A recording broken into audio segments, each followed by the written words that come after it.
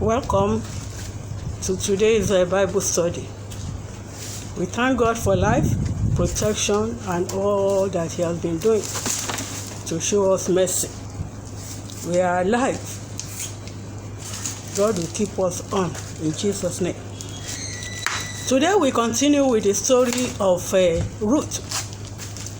We saw that the mother-in-law and father-in-law were living in Bethlehem, Judah, until there was a shortage of food, and they decided they would japa, as we are doing here in this nation. They left for another country and stayed at Moab. Moab and Israel had been at loggerheads, but there we have love transcends distance.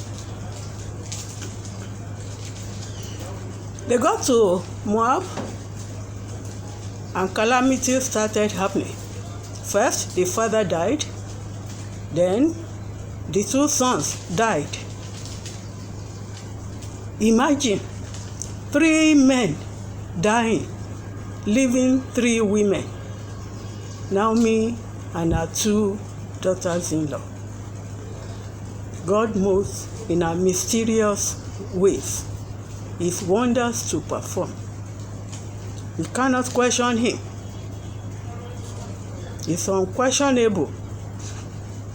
So, Naomi decided to come back home, since she even heard that God had visited His children, the Israelites, and had provided food for them. They made preparation to go. The 2 daughters-in-laws wanted to go with their mother-in-law, but one was more resolute than the other,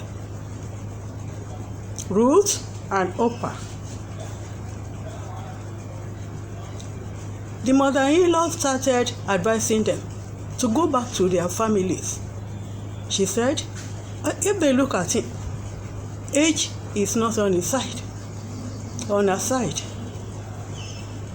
If she got a husband that very day and put to bed a son, would the women be able to wait until the sons grow up to marry them? That's nonsense, impossible. So she said, let them go back to their families. And she prayed for them that they will find good husbands who will take good care of them. Orpah left, but Ruth was determined. She said only death would separate her from the mother-in-law. In fact, if you read your book, you will be moved that what put such a thought in her mind. Where you go, I will be. Your people will be my people. Where you die, I will die. I will even be buried there. She was quite resolute. I'm so interested in this story because when we look around at our marriages here in this country, we could see that hardly do we have 30% of successful marriages. The poor thing, the saddening thing is that some marry within the year, they are already dissolved. The race to go to the court for divorce is alarming. What could be the cause of all this? That's why I felt happy that we have an example to show in the Bible. This woman called Ruth, with her determination, following an old mama back home Is mama going to be working to provide food, or she to feed both mama and herself? How many of our wives could do that? You see opportunity to go back to your root, you won't run, especially if you have been maltreated by your husband or your husband's family. What is the cause of the rift between mothers-in-law and daughters-in-law? Why are they at loggerheads, competing for the love and attention of the head of the family, the man in the family? The grandmother forgetting that she has played her part, almost her part had been fully paid. Now the son has matched with another woman from another family, and the Bible says they should leave their family home and go and settle elsewhere for their own, to build up their own family.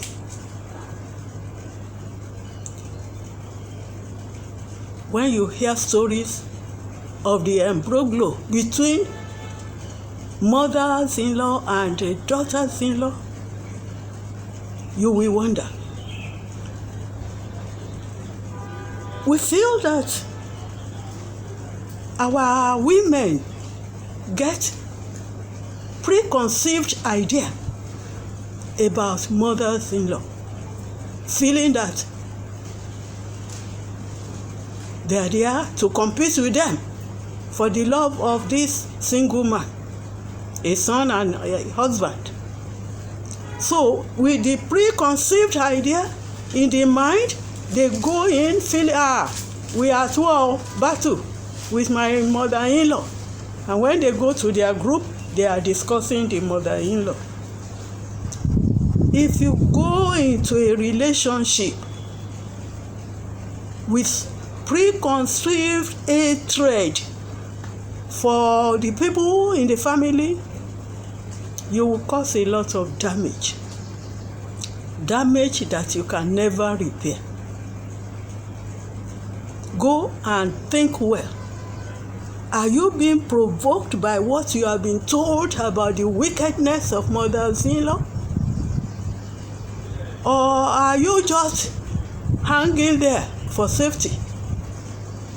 It's so ridiculous in some cases that you find mother-in-law and daughter-in-law competing for the frontal chair so that they can accompany the man of the family when they're going on an outing. What is in the first chair? The frontal chair and the backward chair. Are you not in the vehicle? No, I want to sit in the front with my son. I want to sit in the front with my husband. And some of them will engage in physical fighting. Shameful. Especially in the presence of their children. A mother-in-law should know that she had played her own part, though not yet finished, because occasionally she will have to talk. In bringing up a male child to grown up, to marriage, and he too has started giving birth. So our job is almost finished. She should relinquish certain priorities to the new wife. In fact, if she is an open-minded person, she would treat the new girl coming, marrying her son, as her own daughter. That will make her command respect, not be fighting. Some of them are so domineering, they dominate in their own home. They come to the homes of their sons to dominate. Who is the wife? Who will want to tolerate such arrant nonsense?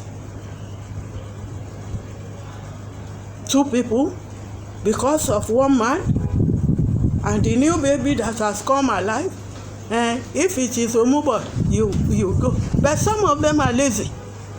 it will be rude for the wife to tell them to go back, because all they do is to eat and sleep. Baby may be crying, they will say, hey, house girl, carry, and they are busy sleeping or watching TV. And if when they are going back, they are not loaded with gifts, they will be the talk of the village when they get there. We need to change many things that we are doing that are wrong. That song says, do no sinful action. Do no sinful action. Speak no angry word. You belong to Jesus. I've forgotten the last line. The song says, don't deliberately hurt people.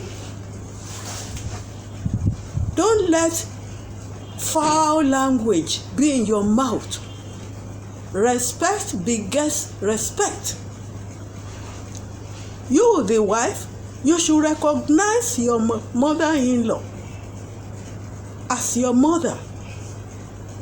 That's why they put that mother-daughter there. If not, it will just be in-law.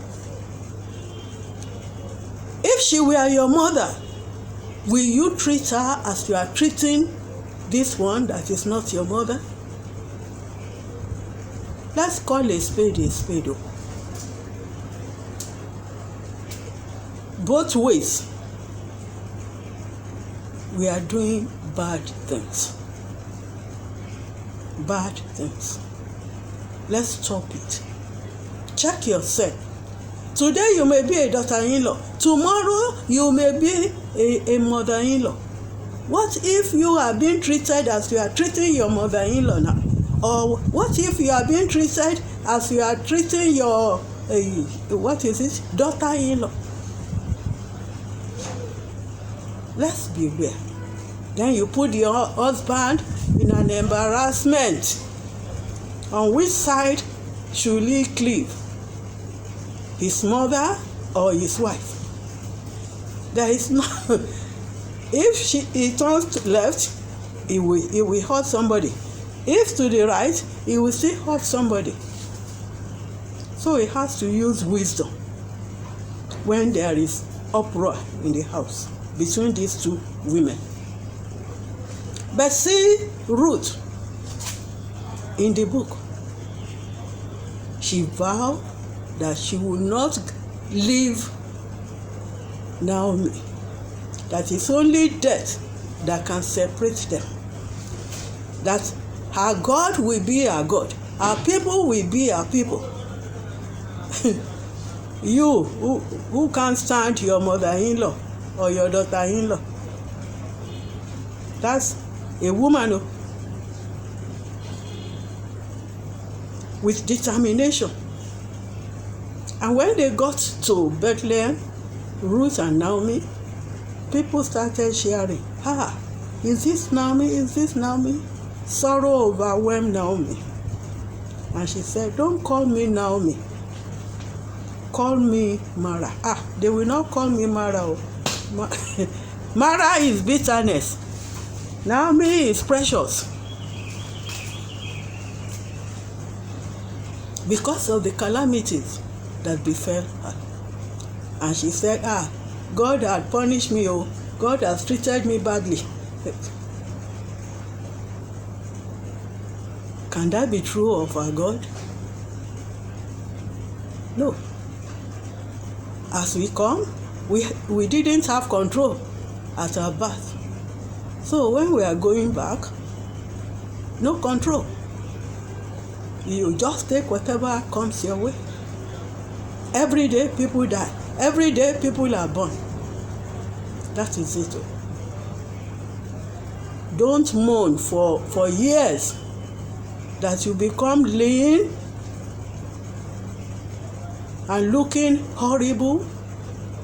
Don't. Take whatever comes your way. Hand over your life to God. God sees everything. He knows everything.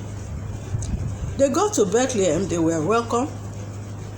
But then they have to eat. The mother-in-law was old, the daughter-in-law a stranger.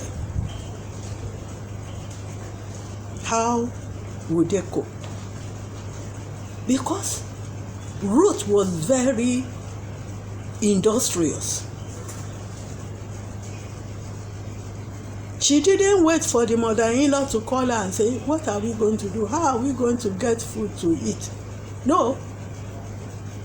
She just woke up one day. She said, Mama, I'm going to a farm to seek for seeds.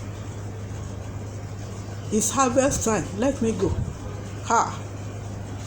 Lazy people will not say that.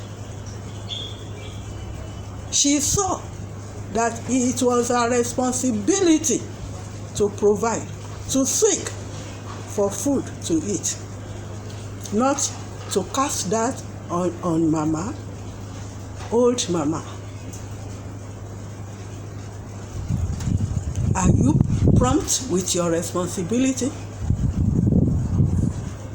Are you not grudging, moaning, grumbling? Hey, is it me? Me alone. But when it's time to eat, you will not mourn. You will eat and finish every seed in your plate. She used her common sense, and she appealed to the industry in her, ready to serve Mama. Her husband had died in a strange country. How did she even know how they harvest their plantations? She must have been finding out.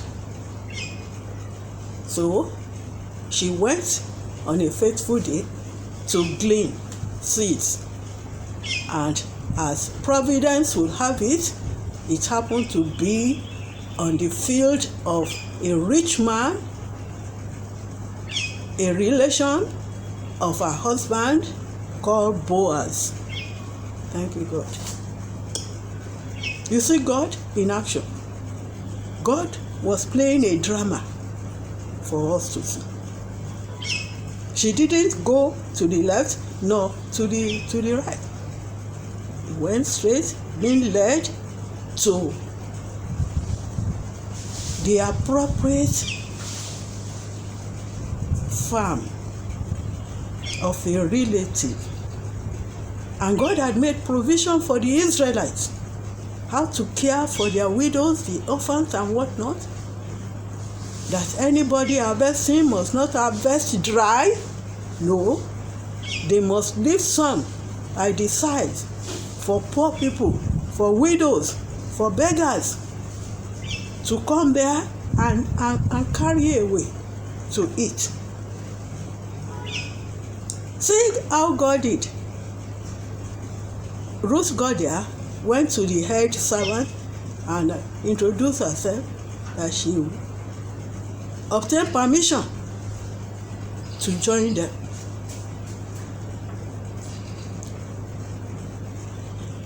Not long after, behold, the Oga Patapata, the owner, came in. See God. Stage 1, stage 2. Chapter 1, chapter 2. Boaz came in and everybody was greeting. Yeah, welcome, sir, welcome, sir, welcome. You know, people, workers, subordinates, once they see their loving master, they want to greet him or smile. But God directed the eyes of Boaz to see the young lady walking. This God is too silent. He had planned everything according to his will. How come Boaz saw Ruth from among the ladies that were there. And then he didn't just see, he asked question. He said, who is that lady that I'm seeing over there? The servant said, it's Ruth who followed him, Mama Naomi, from Kini. She left her family, she left everything, she came here, and ever since she has been here, she didn't even stop. She had been working since. When it was break time, she didn't wait to rest. They started pointing out her good behavior. Do we have good behavior at home or outside?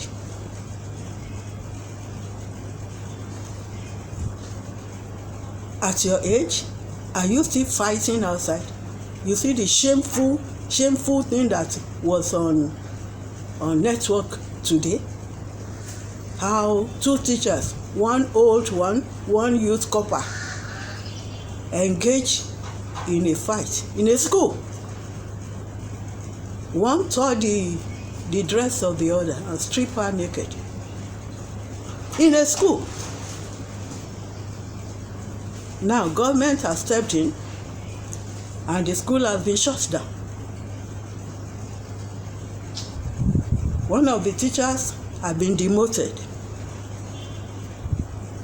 It's now the story for the whole nation and beyond. You can't control yourself. You allow a rascal to bring you down to his level, and you call yourself a teacher? Is that the example you are setting for the myriads of pupils in that school? If the youth copper was rude to you, you keep your calm. The Yoruba people say, if you are fighting with a madman, passers-by will think both of you are mad. When the opportunity comes, you go and make your report. And you see to it that judgment is given. Why bring yourself down on greeting? If you are in Britain, will you say somebody did not greet you, so you want to? You may be Methuselah.